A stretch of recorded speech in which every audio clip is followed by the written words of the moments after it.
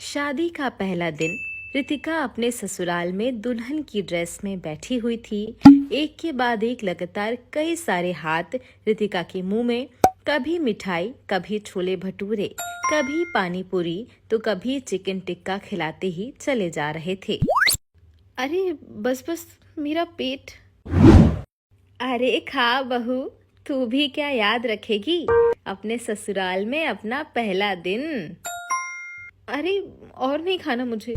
अरे ऐसे कैसे नहीं खाना भाभी, मेरे हाथ से तो खाए ही नहीं आपने। ये लीजिए, और एक बार मेरे हाथ से भी।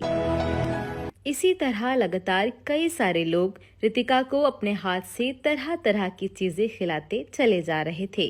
अब बेचारी रितिका क्या ही करती, खा खा कर वो परेशान हो चुकी थी। उसका पेट मोटे मटके की तरह फूल चुका था।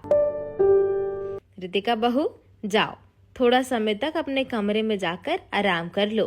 फिर एक बार आस पड़ोस वाली महिलाएं मुंह दिखाई के लिए आ गईं, तो तुम्हें आराम करने का मौका ही नहीं मिलेगा। अरे क्या आराम करूं मैं, भैंस की तरह मुझे मटका भर खाना खिला दिया। अरे मेरा पेट कितना कड़क हो गया, कितना खिलाते हैं ये लोग। चलिए भाभी, मैं आपको कमरे में छोड़ाती हूँ। दीपाली रितिका को उसके कमरे में ले जाती है।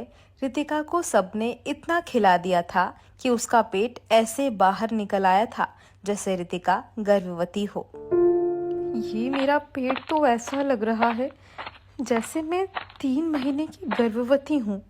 अरे बाप रे, चला भी नहीं जा रहा अब तो। रितिका कमरे में आती है और जैसे ही बेड पर बैठती है, तभी उसकी काकी सास सोनल अपने साथ कई सारी बेसन की बर्फी ले आती है।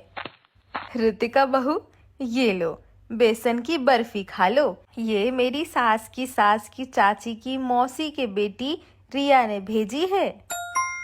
क्या? ये ले बहू, पहले मेरे हाथों से 10 बर्फी खा ले। 10 बर्फी? अरे नहीं नहीं, अब नहीं खाया जाएगा मुझसे। अब सोनल भी जबरदस्ती रितिका के मुंह में बर्फियां ठूसती ही चली जाती है। थोड़े समय बाद रितिका अपने कमरे में अकेली बैठी हुई थी। तभी ज्यादा खाना खाने की वजह से रितिका के पेट में हो जाती है तकलीफ शुरू। अरे बाप रे, लगता है इतना सारा खाना खाने से मेरा पेट खराब हो गया। हो, कितनी मरोड़ हो रही है पेट में। पहले ही माँ ने प्लेट भर चिकन बिरयानी खिला दी थी, और यहाँ मेरे ससुराल वालों ने ट्रक भर के मुझे खाना खिला दिया। हाँ, कितना दुख रहा है। अब अचपटा, मसालेदार और ज्यादा खाना खाने की वजह से रितिका को लूज मोशन होना शुरू हो जाते हैं। तभी अचानक रितिका को जोर से प्रेशर आ जाता है। अरे बाप रे। रितिका अपने पेट को हाथ लगाए तेजी से टॉयलेट में भाग जाती है। फिर क्या था, रितिका टॉयलेट में आई गई, आई गई, आई गई। 4 से 5 बार रितिका को टॉयलेट के चक्कर लगाने पड़ गए और लग गए रितिका को दस्त। फिर क्या था, ज्यादा लूज मोशन आने की वजह से रितिका को कमजोरी हो जाती है। अरे बाप रे, मेरे पेट का तो सारा संतुलन ही बिगड़ गया। कितनी बार जाऊं मैं टॉयलेट। तभी उसकी सास अवंतिका कमरे में आ जाती है। क्या हुआ बहू?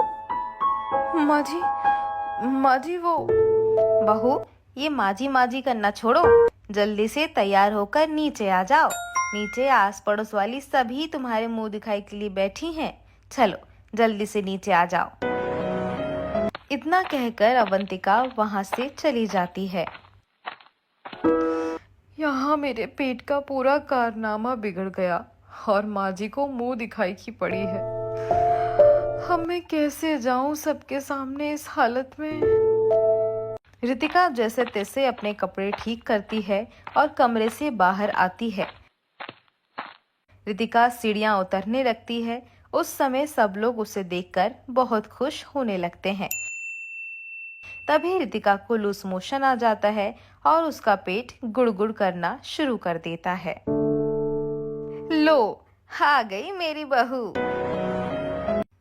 अरे बाप रे, लगता है फिर से। रितिका वहां से वापस अपने कमरे में जाने की सोचने ही लगती है कि तभी उसकी ननंद दीपाली उसके पास आ जाती है। चलिए भाभी, सब राह देख रहे हैं आपकी। नहीं नहीं दीपाली बहन, मेरी बात तो सुनिए। दीपाली जबरदस्ती रितिका को नीचे सबके बीच में लाकर बिठा देती है।